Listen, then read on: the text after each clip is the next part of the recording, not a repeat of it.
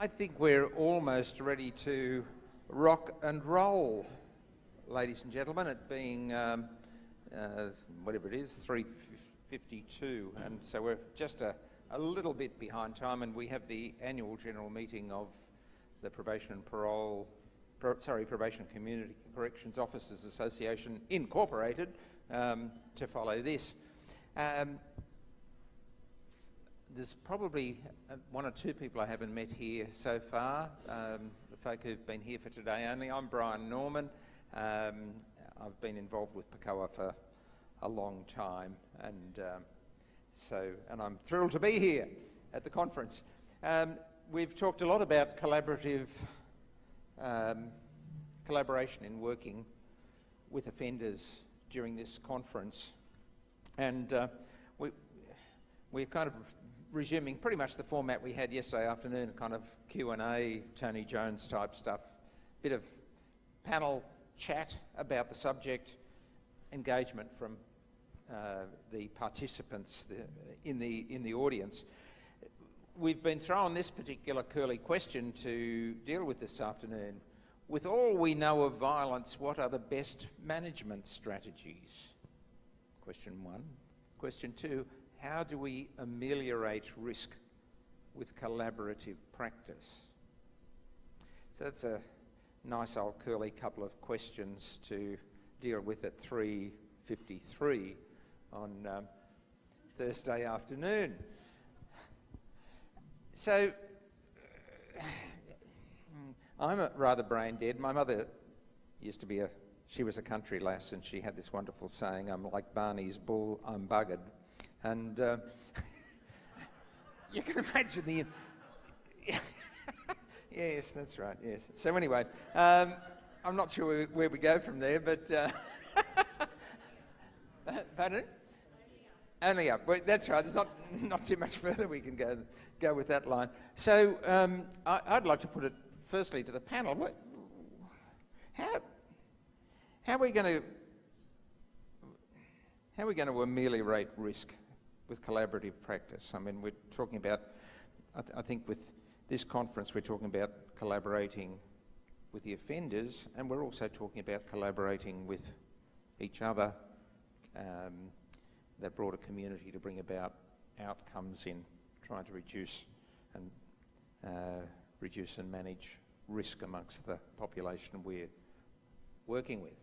So who wants to fire off? Somebody from the audience with that sort of fascinating question you've been dying to ask all day? Or someone from the panel? Here we are, Jason.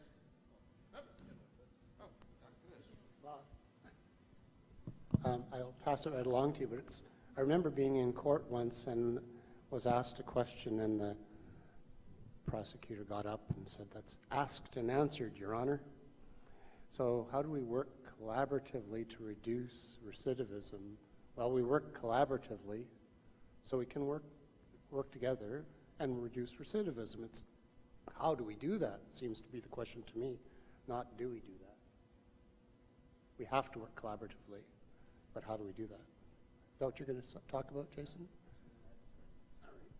For me, it's about sharing the risk and understanding the issue. And if we're all across it and we all understand our roles and we all understand the issue, then we're sharing that risk. The risk can be managed a lot easier without the red tape. And for our work, so much red tape gets in the way of a lot of things. And any time we can reduce red tape, the better. What's coming down the line? Alrighty then. How do we ameliorate risk? Well, I agree, sharing it and working collaboratively, of course. Doug spoke very eloquently this morning about risk assessment, and it's key to get that right. It's so key to get that right.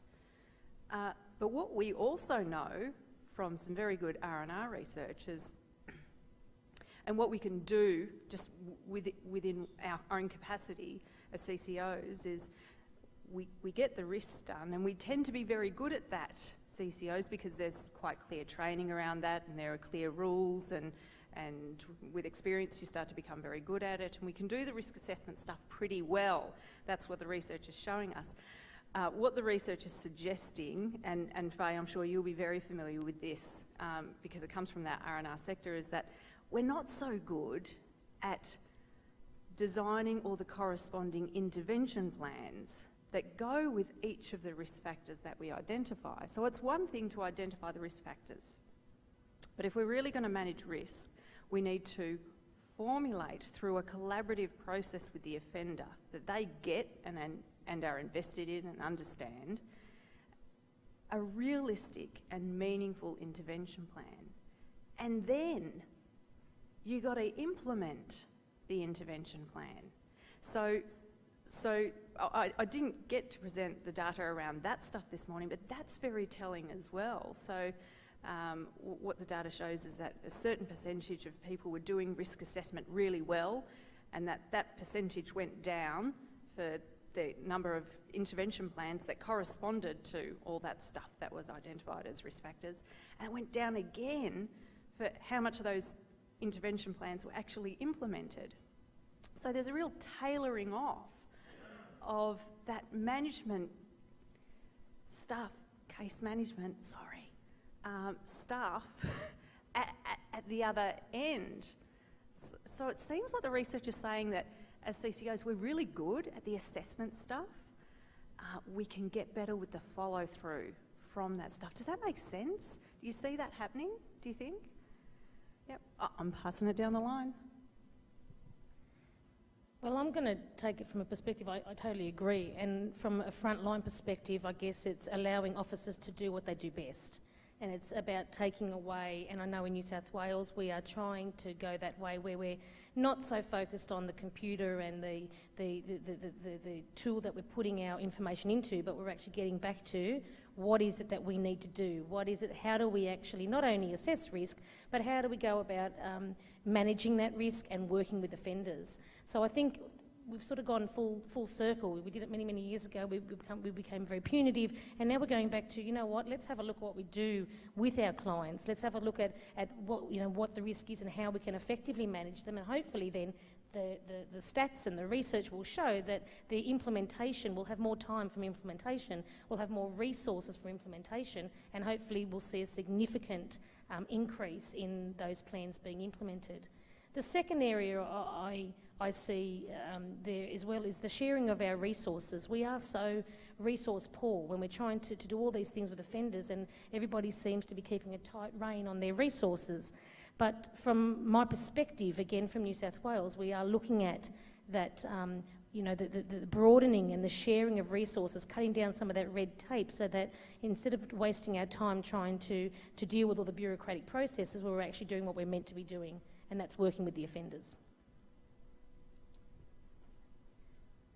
So I think I'll take a little bit different perspective. So there's the saying that what gets measured gets done. And I think one of the things that happens in our work is that, you know, the field hasn't really always defined sort of the key performance measures of what would, you know, basically be important for probation or important for, you know, the connection between risk assessment and case management. I'll use your term. I learn fast. As well as, you know, outcomes, both positive and those that don't work out so well for the client. So, you know, I challenge really the collaboration concept to be really thinking about what are the key measures. Something we're doing right now in two of the studies that we're working on is in the HIV literature, there's something called the HIV cascade. I don't know if anyone here has basically seen it. So it's been used worldwide to really recognize the gaps in services for how we deal with HIV and HIV risk behavior. And the notion of the cascade is that, you know, you basically show how many people are screened, how many people are tested, and how many people are positive, how many people initiate care, how many people stay in ART care, which is the medication to suppress their viral loads, and, you know, what's the retention in that care over a 12-month period of time. So I can't visualize this, but visualize a chart where each of those elements were a data point. And essentially what you see worldwide is that more people are screened, but the care goes down significantly. And we're doing this right now in a juvenile justice project where we're trying to look at kids who are, you know, who have substance use disorders. So how many of those kids are screened? How many of those kids are actually referred to treatment? How many show up at treatment? How many actually stay in treatment? Now, it's complicated because we use a lot of referrals, so we have to connect organizations. It's not just what probation does, it's also what the treatment system does. But the line for kids is we do a lot of screening, and then services are like at the bottom.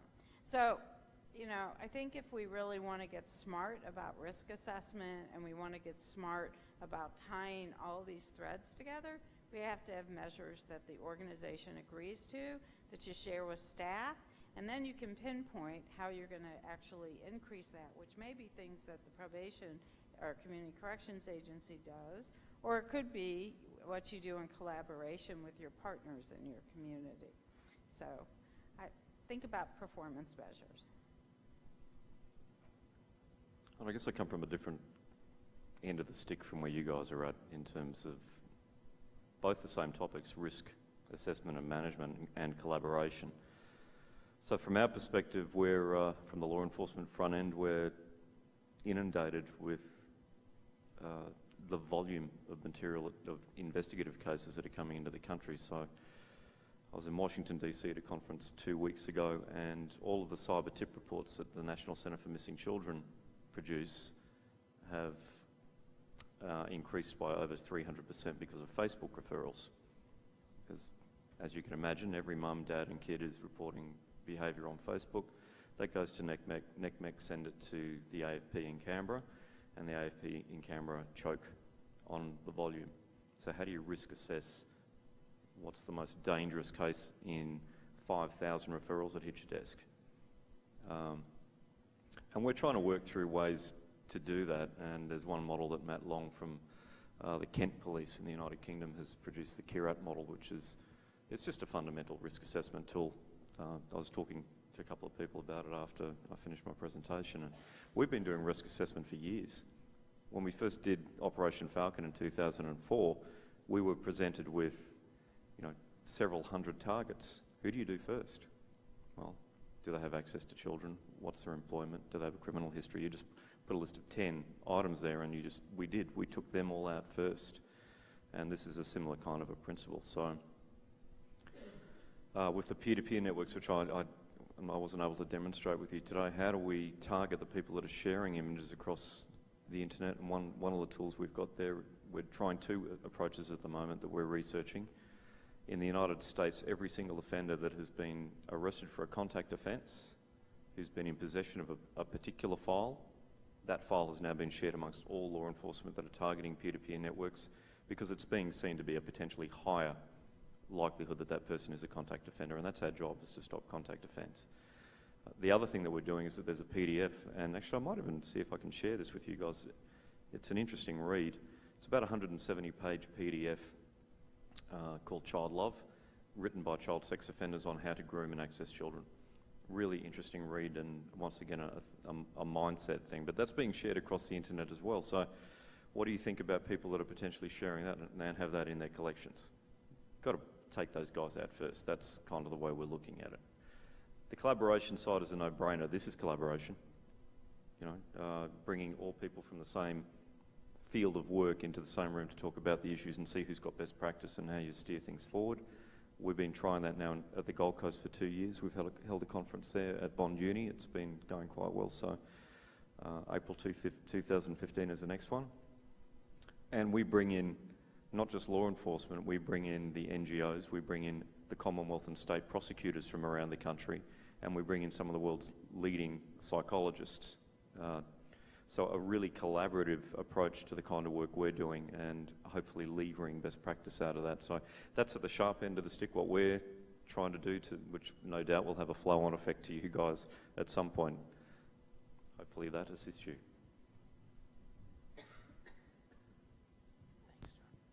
I was reflecting back to when I was actually working in the job, and I guess with some of the more complex clients, particularly in what we call city office, which is a city office in Sydney,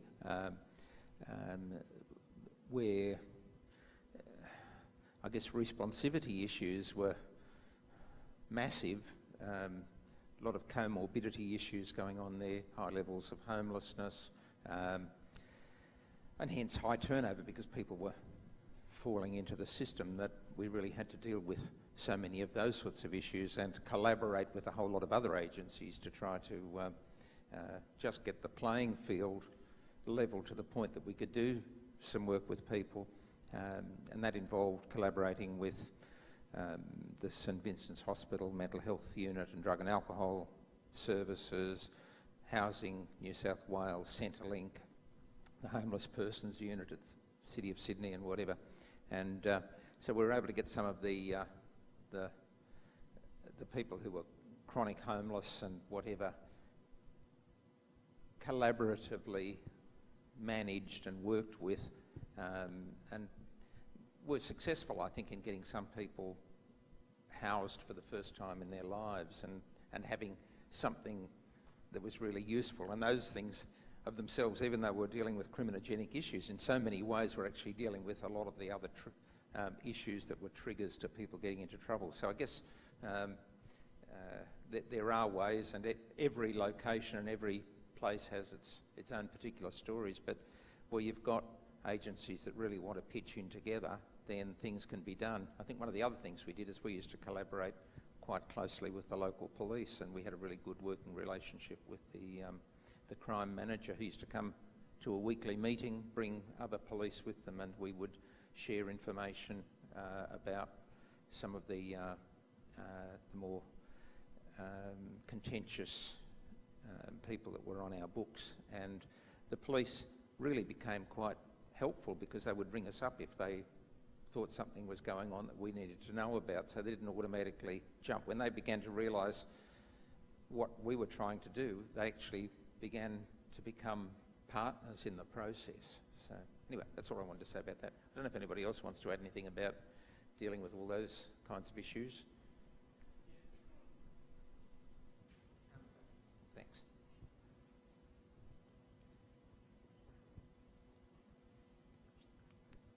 Thanks. Just following on from that, Brian, what you were just talking about with working with the police and agencies. And look, we're doing this in our region, up in the Hunter, especially in relation to the Child Protection Watch Team, which is a multi-agency that's set up. So we've got corrective services, we've got police, we've got area health, community services, and they have the monthly meetings, and where they look at what child sex offenders that we're supervising, some that we aren't supervising, but they're still on the watch team. You know, and that's morphed into other areas of collaborating with local police, especially in the Wyong area, where we have a regular meeting with the police now, and you know, we go and sit in on some of their intel meetings, and they come and sit in on some of our case management type meetings where we discuss various offenders. And it's amazing what information we can throw at each other, because the police will have a name and say, look, we've been watching this guy for a couple of, the tag's been watching this guy for a while now. We think he lives here, and then we'll turn around and go, no, he ain't living there, he's over here. We know where he is. So we'll have a lot of information that police won't have, because we've been in the house and we can tell the coppers what's in his house, how many rooms they are, things like that. And that's working really well for us, and especially in relation to managing one of the higher risk child sex offenders that I'm supervising now. So he's GPS tracked, electronically monitored. He has to put schedules in every 2 weeks of everywhere he's going to be, and it has to all obviously line up on his GPS and everything like that. You know, and that's just an email that I flick to the Child Protection Supervising Officer. So that officer knows at any time of the day where that guy's going to be, or where he's supposed to be, if they want to do a compliance check. And just aside from that coming back to working collaborative, like you were saying about this is working collaboratively. This is exactly why people need to come to a PACCOA conference and meet people from other areas and things like who's working where, who's doing what. Put names to faces, because when you get an offender walk into your office from the Northern Territory and he's pretty reluctant to give you any sort of information, and I go, okay, well, what office were you with up there? Who's your supervising officer? And the first thing he said to me, some woman named Sharon.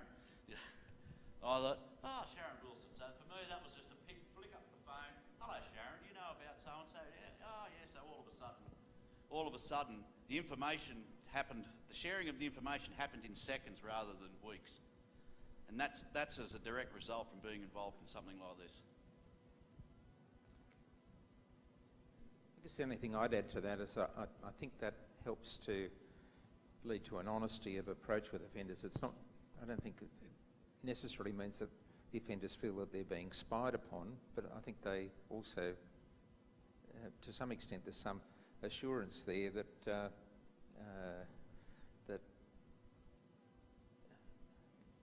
that they can be upfront and be honest working, rather than feel that a lot of time is going to go into duck shoving, I suppose. Yeah.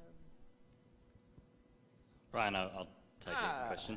Hello, Reece. I'm going to move a little bit, and I haven't quite formulated my question, so I hope you understand it. But Anita just touched on it before about, let's call it changing times. And Mayumi, you mentioned it yesterday afternoon when you were asking about, as now an academic, how can we get in touch with, I guess, the practitioners.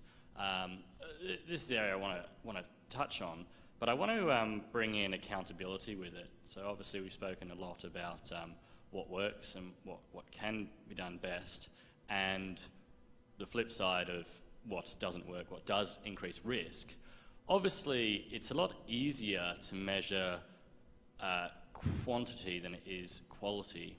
So particularly, if someone's turned up for interviews, yes, you can tell they have. If you're looking at oversight, have they turned up? Have home visits been done? Has verification been done? Great. But to measure actually the quality of that's a different story, because obviously that doesn't tell you anything. That that could actually all be bad news if, from what we say, if they come in and you ask them the 3 questions and they're out the door, the risk may have gone up. However, I think within the changing times, and hopefully we do see that happen again. I guess what I want to, maybe if I can't get the full question out, is looking at accountability, and particularly with, say, when a major event happens in a negative instance, how departments respond, how maybe, we spoke a little bit about the media yesterday, and whose responsibility it is. And that's exclude, any example of where an individual, as a community corrections officer, has done anything, completely illegal. But I'd like to touch, or get the panel to touch a little bit upon accountability and well, yes, if that's what I'm getting at. I don't know if you understand kind of where I'm going in terms of if the times are changing, we want to focus less on measuring the quantity, but more on the quality. How can we do that? Linking in, academics. I guess government's very slow to change. Universities and research is certainly a lot faster. So, it's not often in a case plan that you would reference a journal article about why you're doing something. And I guess it's just getting that link in between at the coalface of kind of saying, well, I'm going to take this approach when a department might be risk averse, saying, well, that's not the approach we want to take, even though it's not supported by, say, research. So I guess how can we move in that direction, and if you have any particular opinions about that.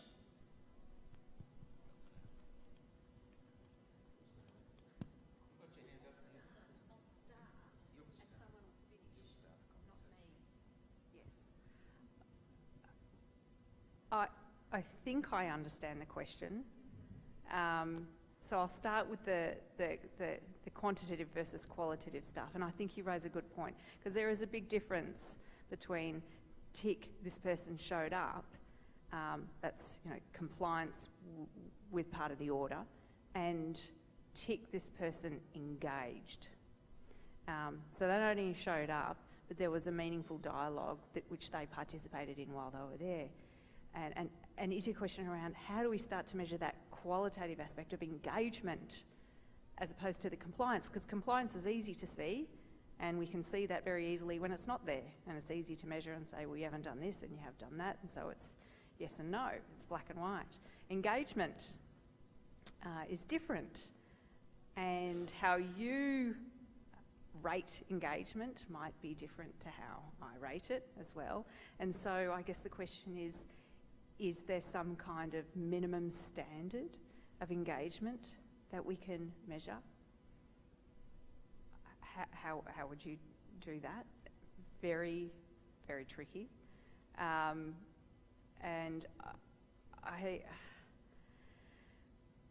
there was another part of your question that I wanted to move into, and I got so jumbled when you were getting it out. I've now gotten jumbled and forgotten part of it. And so there were two things I wanted to say, and I've only got half of the first one out. Doug's going to help me out, because I'm sinking quickly.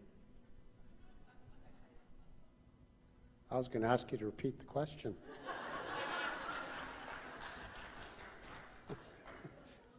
But can I? No, you don't have to repeat the question. Please don't. But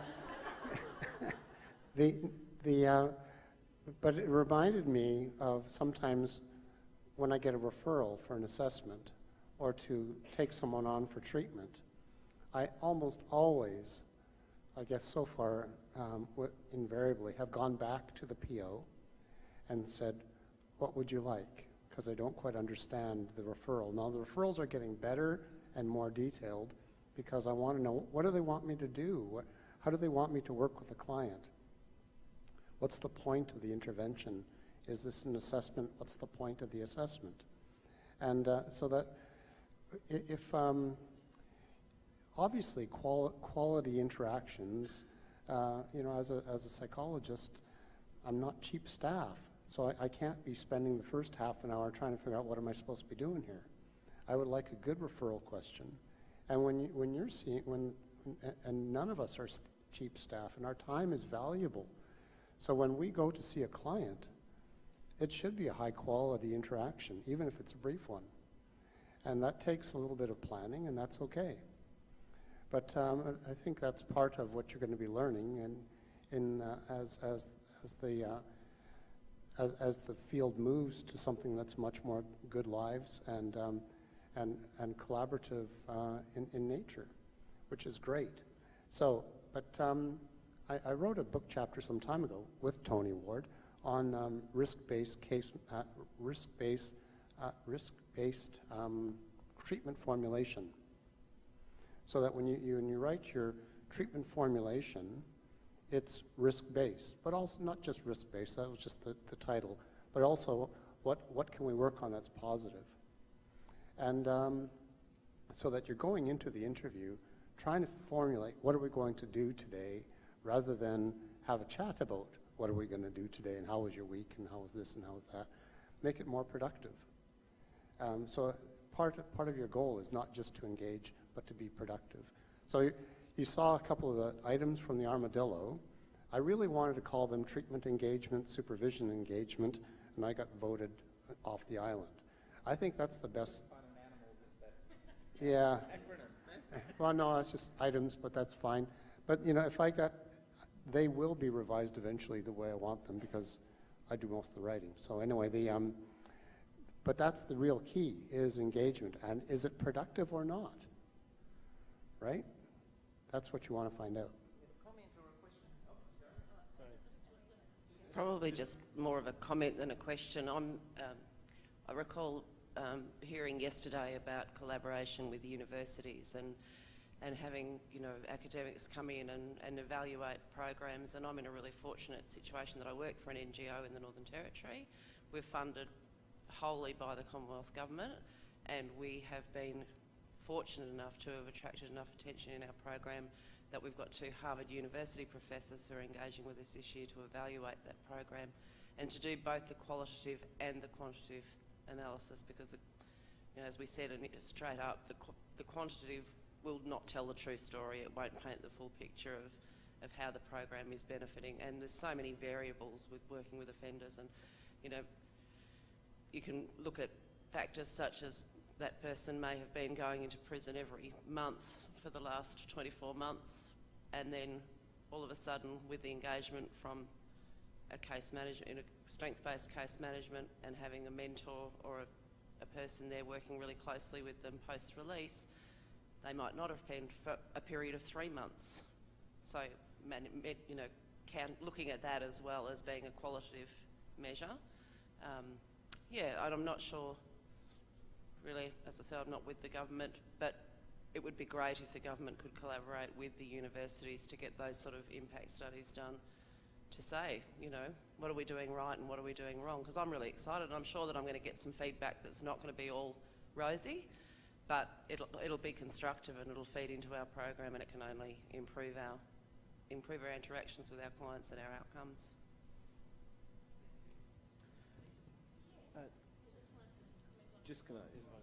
I'll let you finish. How's that sound? I remembered the other half of my answer. Reece, it's a good question. I don't know whether it got along the lines that you wanted, but for me, I got it. And I think there's probably a lot of people that want a measurement on the lines that you're talking about.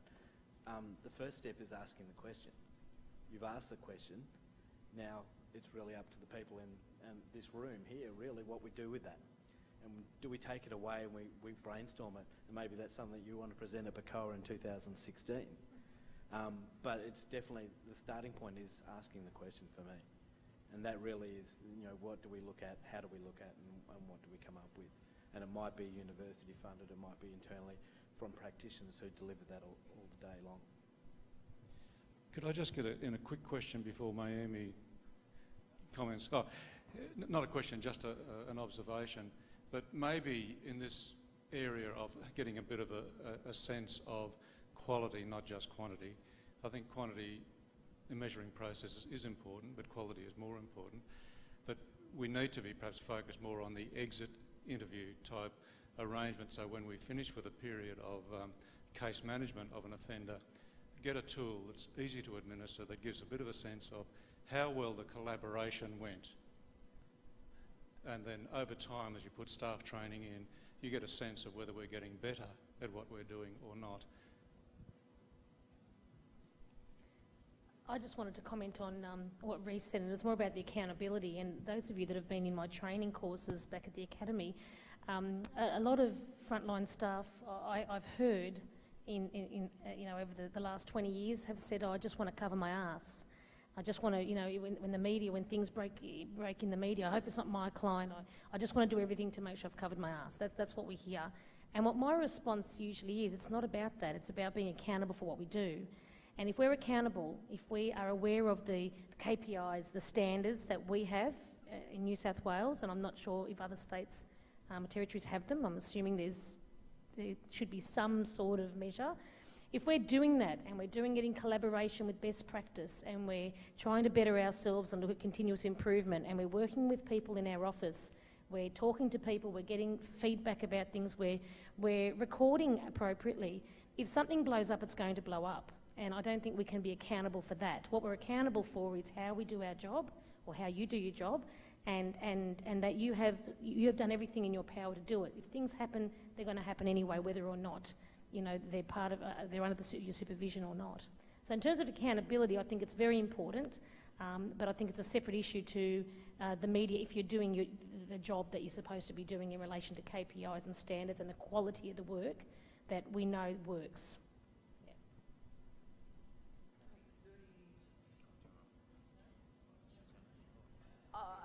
I'll just finish off that last part of my answer because I remembered. And so in my presentation this morning, I started that conversation about how can we start to look at success for success. instead of measuring success by a failure. And there were some of those things about what's positive in this person's life that we can start to measure as indicators that they're on an onwards and upwards path. And I think that's kind of what you're asking. That's more that qualitative kind of positive success stuff. And the good news is that Corrections Victoria has implemented the GLM into their case management now since 2008. A good deal of time. April 2008, yes, I was there. They're questioning me. I was there. So it's been going now for 6 years. There's an enormous amount of data sitting there. And I know for a fact that next year they're keen to start an evaluation process.